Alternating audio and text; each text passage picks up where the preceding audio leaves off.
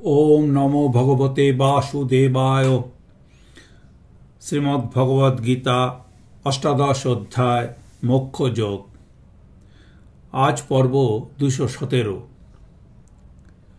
আগের দিন আমরা 72তম শ্লোক পর্যন্ত দেখেছি, যেখানে শ্রীকৃষ্ণ অর্জুনকে জিজ্ঞেস করেছেন যে সে বুঝতে পেরেছে কিনা এতক্ষণ ধরে যে তিনি এই গীতাশাস্ত্র বললেন তাতে তার মোহ দূর হয়েছে কিনা এবং তুমি এক মনে সেগুলো সে শুনেছে কিনা। অর্জুন তার উত্তরে বলছেন, অর্জুন উবাচ নষ্ট মোহ স্মৃতির্লব্ধা তৎপ্রসাদাৎ মায়া অচ্যুত স্থিতস্মি গত সন্দেহ করিষ্যে বচনং তব। অর্জুন বললেন, হে অচ্যুত, তোমার অনুগ্রহে আমার অবিবেক বা অজ্ঞান বিনষ্ট হয়েছে। আমি আত্মতত্ত্ব বিষয়ক স্মৃতি বা কর্তব্য অকর্তব্য জ্ঞান লাভ করেছি। আমার সন্দেহ দূরীভূত হয়েছে এবং আমার মন স্থির হয়েছে। আমি তোমারই উপদেশ মতো কার্য করব। এই কথাগুলো আমরা অর্জুন যেগুলো বললেন একটু বিশদভাবে যদি আলোচনা করি, আমরা দেখতে পাচ্ছি যে অর্জুন সুস্থ হয়েছেন, স্বস্থ হয়েছেন, আত্মস্থ হয়েছেন। ভগবান কর্তৃক জিজ্ঞাসিত হয়ে তিনি নিজেই বর্ণনা করছেন যে গীতা শ্রবণ তার ব্যর্থ হয়নি। অর্জুন তার সাক্ষ্য দিয়েছেন, ঔষধ ফলবতী হয়েছে, রোগী সম্পূর্ণ নিরাময় হয়ে তাকে অকপটে সেটি স্বীকার করছেন। অর্জুন বলছে, নষ্ট মোহ, আমার মোহ কেটে গেছে। আমার এই মমত্বই মোহ। আত্মীয় স্বজনদের যুদ্ধক্ষেত্রে দেখে অর্জুনের এই মোহ এসেছিল, তাই বললেন সেটি এখন দূরীভূত হয়েছে। স্মৃতির লব্ধা, অর্থাৎ আমার স্মৃতি আমি ফিরে পেয়েছি।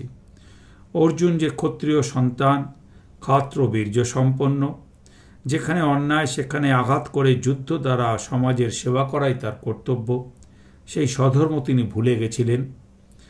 সেই স্মৃতি আবার ফিরে এসেছে। স্থিত অস্মি, আমি স্থিত হয়েছি। আমি অস্থির ছিলাম, স্থিতি থেকে আমি বিচ্যুত হয়েছিলাম। অস্থির বস্তুর সঙ্গে চিত্তের যোগ হয়, আগমা পাই বস্তুর সঙ্গে মনের একত্ব হওয়ায় চঞ্চল হয়েছিলাম। অসচ্য বস্তুকে সচ্য মনে করে বৃথা শোক সংবিঘ্ন মানুষ হয়েছিলাম। এখন সেটি কেটে গেছে। আমি স্থিত হয়েছি, স্থিরত্ব পেয়েছি। নিত্য বস্তুকে নিত্য বলে চিনেছি, আদর করতে শিখেছি।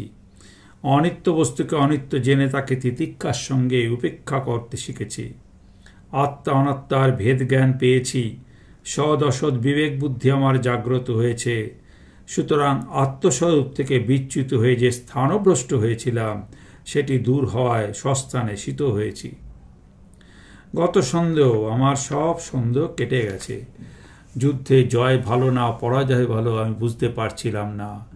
ন চয় তদ বিদ্ম করত কতরত ন গরীয়, অর্থাৎ রাজ্যে জয়লাভ, স্বজন, রক্তক্ষয় অর্থাৎ রুধির প্রদিগ্ধ রাজ্যভোগ, পরাজয় বা পলায়নে স্বজন রক্ষা, কিন্তু ইহকালে নিন্দা ও পরকালে স্বর্গবিচ্যুতি। সুতরাং আমি ত্যায্য ও গ্রাহ্য ঠিক করতে না পেরে সংশয়ের দোলায় দুলছিলাম। এখন বুঝতে পেরেছি জয় পরাজয় দুটোই মন্দ। জয় পরাজয় ভুলে তোমাকে আত্মসমর্পণ করে তোমার হাতের যন্ত্ররূপে কাজ করাই আমার একমাত্র যেটি মন্দ গন্ধহীন ভালো, এটি প্রকৃষ্ট শ্রেয়। এই দৃঢ়তায় অর্জুন সংশয় শূন্য হয়েছেন, তাই বলছেন গত সন্দেহ। অর্জুনের দেহ মন বুদ্ধি সকলেই যে সুস্থ স্বস্থ হয়েছে, উপরের কথাগুলিতে সেটি পরিষ্কারভাবে বোঝা গেছে। অর্জুনের দেহ সুস্থ, মন শান্ত, বুদ্ধি সম্মার্জিত হয়েছে। কিন্তু শুধু এর দ্বারাই শিক্ষা পূর্ণাঙ্গতা লাভ করে না। বুদ্ধির নিয়ন্ত্রণ করে ইচ্ছা শক্তি। বুদ্ধি সৎ হলে যদি ইচ্ছা অসৎ অভিমুখে থাকে তাহলে কি তার দ্বারা কল্যাণ হয় না? অনেক শিক্ষাদাতার শিক্ষায় বুদ্ধির কসরতে শেষ হয়। সেই বুদ্ধির কসরতের ফলে ছাত্রের বুদ্ধি বলিষ্ঠ হয়, কিন্তু ইচ্ছা শক্তির উপরে তার কোনো কাজ হয় না। ইচ্ছা যদি অসৎ অভিমুখে চলে তাহলে সেই তীক্ষ্ণ বুদ্ধি কিন্তু কল্যাণ মার্গের অভিমুখে হয় না। ফলে উচ্চশিক্ষা পেলেও মানুষ কুৎসিত আচরণে পরাঙ্মুখ হয় না। বুদ্ধি বলিষ্ঠ হলো, তীক্ষ্ণ হলো, সন্দেহাতীতভাবে সত্য পেয়ে গেল, কিন্তু তার জন্য প্রয়োজন ইচ্ছাশক্তির মুখটি ঘুরিয়ে দেওয়া মঙ্গল অভিমুখে। ইচ্ছার মোড় না ঘুরলে শিক্ষা পূর্ণাঙ্গ হয় না, অঙ্গহীন থাকে। আজ অর্জুনের শিক্ষা পূর্ণাঙ্গতা লাভ করেছে কারণ তার কেবল মন বুদ্ধি যে মার্জিত হয়েছে তা না, ইচ্ছাশক্তিও তার কল্যাণের দিকে মুখ ঘুরিয়ে দৃঢ় প্রতিজ্ঞ হয়েছে। ইচ্ছাশক্তিও যে কৃষ্ণ অনুগত্যে সুনিয়ন্ত্রিত হয়েছে, এটা বোঝা গেল অর্জুনের শেষ কথাটিতে, করিষ্যে বচনং তব। এখন আমি অর্জুন কোন পথে চলব তা স্থির করেছি। একমাত্র তোমার নির্দেশে আমার অবলম্বন। তুমি যেমনটা বলেছ তেমনটি করব। তোমাকে আত্মসমর্পণ করে যন্ত্রমাত্র হয়ে, নিমিত্ত মাত্র হয়ে আমি কাজ করব। কোনো কর্মই আর আমার বলে থাকবে না। আমি কর্মহীন হব। থাকবে আমার সব কর্ম, কিন্তু যেটি তোমার অভিপ্রেত, যা তুমি আমার মধ্যে দিয়ে করিয়ে নেবে।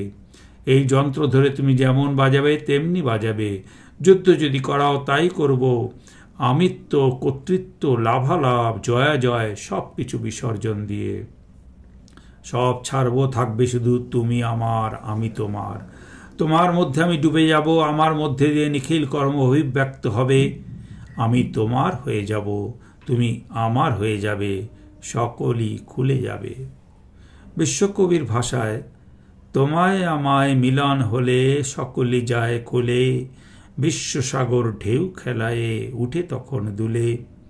আমি তোমার হইয়া রহিব, তুমি আমার হইয়া চলিবে।